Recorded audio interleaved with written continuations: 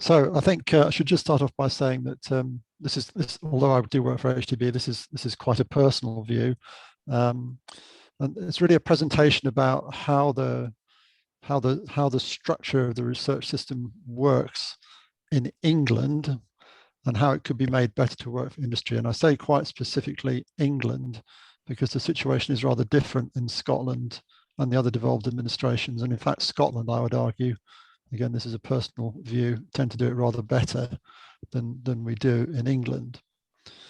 So it is going to be a general presentation rather than specifically about the Bacterial Plant Diseases Programme, but I will pose some questions relevant to the Bacterial Plant Disease Programme at the end. I think the other thing I need to say just by way of preface is that everyone views the world from where they sit in it, and I'm no different. So I need to declare what my viewing position is. And I've spent 35 years basically as an advisor, as an applied researcher, in the last 10 years as a funder in AHDB. And I've seen the impact of various political decisions on the system over many years, and particularly in horticulture. And I've been very closely involved with horticulture, particularly in AHDB. And the political decisions made over many years have really had a catastrophic effect on the horticultural research community in the UK. But notwithstanding all of that, I've done my best to take a sort of holistic view, albeit it's a fairly top level one. And in the short time available, I can't hope to cover all the nuances of that are actually in this sort of arena, if you like. So if it sounds a bit harsh or I've misrepresented somebody, it's purely for sake of brevity, if you like. So the first thing to think about is how does research move from the sort of basic end of the spectrum through into implementation?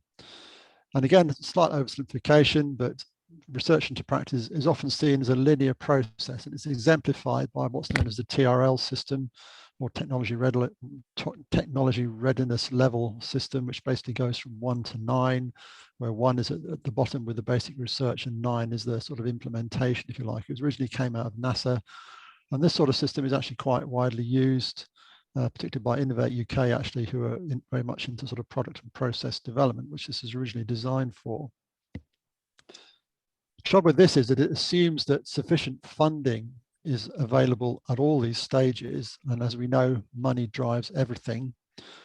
It also assumes that research priorities for work have been correctly identified at the start, and that the end product actually delivers what it is that the end user wants. And I think my thesis is that in the current agri-food research system, at least in England, this doesn't generally happen. So let's just think about the money. And this is my own mapping of where money sits in the system, if you like. The data dates from about 2016-17, so it's probably going out of date, but it's still fundamentally true. And what this basically shows is that most of the money in the system is concentrated at the discovery end of the system, particularly with the research councils in UKRI, BBSRC, NERC, and so on.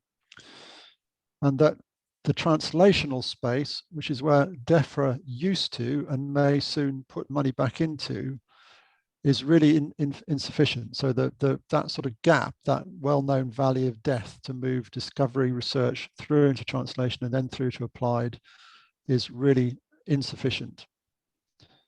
And at the applied end, because of the many changes that have occurred in the research system over many years, AHDB remains the only organisation who actually funds publicly applied research for the benefit of the industry. And as some of you will be aware, votes in the potato and horticulture sectors may mean that those levies go for those sectors, which from as an applied research point of view is little short of a disaster. So if you sort of take an overview of the current agri-food research system, I think one of the fundamental problems is there's little common strategic vision between research funders, and that's particularly difficult when we're in a climate, as we often are, where resources are limited. So funders are not necessarily all pulling in the same direction. What coordination there has been piecemeal. The effort is often fragmented or duplicated.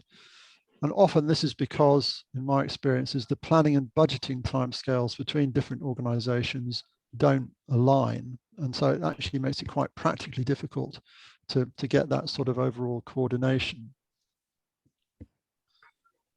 The second, and certainly from my point of view as a sort of applied person, the lack of industry engagement and involvement in priority setting and planning is really a crucial area. And particularly at the discovery research end, research priorities are set without enough industry reference. And what that means is that opportunities to focus the discovery research base on solving difficult problems for the industry are either fragmented or they're lost altogether. On the flip side, I think, people and my colleagues in AHDB who are on the line will know this only too well. Sometimes getting a common view from industry on what priorities actually are is quite a challenge. So I'm by no means claiming that this is an easy thing to do, but it is fundamentally something which we need to think much harder about. And finally, as I've already alluded to, there's a serious funding imbalance with research funds concentrated at the discovery end of the research spectrum, which means that for research results, there's either no or very poorly defined route out, if you like, to move from discovery to translation, with little account taken of how knowledge transfer actually happens. And of course, as has already been alluded to by a number of people, getting research into practice takes more than research.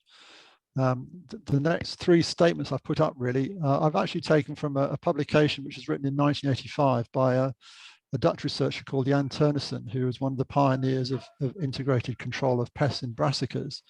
And actually, Jan was a bit of a hero of mine. I had the pleasure of getting to know him a bit. And he absolutely stated things then which are still true now.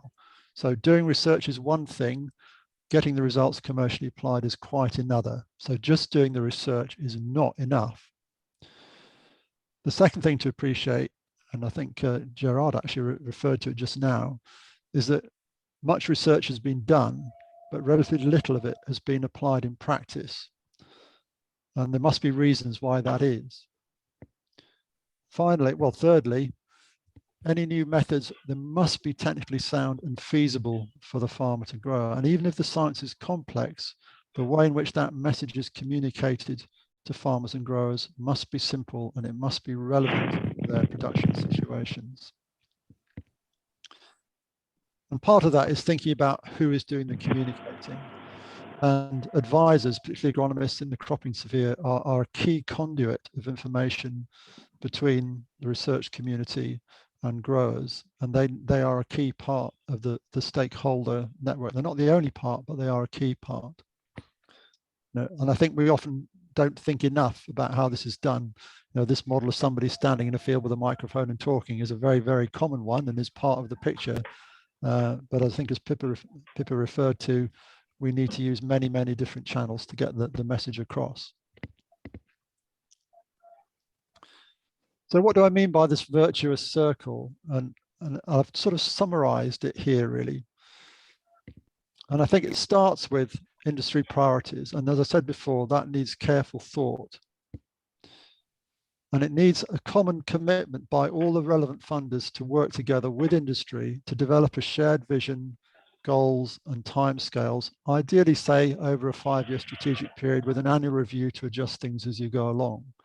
So the top two parts of that circle, the industry feedback and using that to help set the common strategic vision between the various research funders is critical. And then you move through discovery, research, translation, applied, and then the whole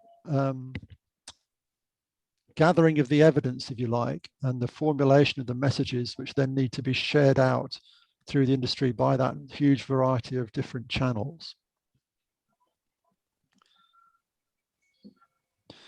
I think it also needs a clear plan and funding for moving discovery research into practice. Who is going to do what, when, with the outputs once they're known? And of course, the timescales for doing that may extend beyond the life of a project anyway, and probably do. And we also need to be able to measure what's actually happened and act on the outcome. So we need to understand what it is we're measuring to understand uptake and impact, and review with industry again to restart the cycle. Now, actually, you could view that as just a sort of circling of the linear process I showed at the start. And I appreciate that Debbie Harding described this circle a little bit at the start. Sorry to interrupt. Sam Mugford. Sorry, Sam Mugford. Could you put yourself on mute, please? Thank you. Yeah. Okay. So I think actually it's more complicated than this. And this I don't expect you to take in all the detail of this diagram. But I've highlighted some or circled some areas here which basically demonstrate that different types of research output will need to have a different route through the system. The essence of this is that the strategic part, that agreement between industry and the funders, is made at the top of the diagram. Those define the programs. I'm not just talking about individual projects here, I'm talking about the whole thing, the whole system. And projects or programs need to include the discovery, the translation, and the applied research as best they can, really. But coming out of that will be things which will need to head down different routes. It might require regulation. It might require the development of a new product or process. It might require the development of best practice, or it might just generate a new research question, which has to be fed back into the system. And we need to think about how each of these processes worked to run through the system and eventually move through into the industry so that that information can be assimilated and used effectively by the industry. Now, actually, the model as I've described it here, and it is more complicated even than this, can be done now without any organizational change being required, but it does require a commitment to alignment, particularly by the funders, and some changes to the current funding model. And the whole thing could actually be simplified if changes were actually made. So just to finish off with, how well does the Bacterial Plant Diseases Program measure up? And I'm just going to pose some questions, and I don't presume to have the answer to them, but it's just food for thought, really. So the first one, and I think Debbie alluded to this at the start, was industry sufficiently involved in initial scoping and strategy formulation? And if they were those views actually listened to? Were the funders able to articulate a shared strategic vision for the work? And I've probably answered this one by saying hopefully yes, given the range of funding bodies involved, and Debbie may be able to comment on that. Are the projects that have emerged addressing the key industry challenges which were identified in the initial scoping? And I think just to pick up a point made by Pippa right at the start, industry needs to see potential value rather than just a piece of distant academic research. I think it's really important to say that I don't think that all discovery research needs to have a practical output, but enough of it does to justify the public investment in the research in the first place. I think as a program, you also need to consider what the routes out for the outputs of the research are going to be. Who is going to fund what happens next after the research work is done, and have the funders considered how best to achieve this? And finally, have you thought about how you're going to track the uptake, maybe eventually the impact of the work, given that final impact maybe some years down the road after the end of the program? So that's my sort of brief thesis, if you like. I've skated over quite a lot of detail and quite a lot of issues, and it's really just meant to provide you with some food for thought. But I'm happy to take any questions if anybody's got any. Thank you.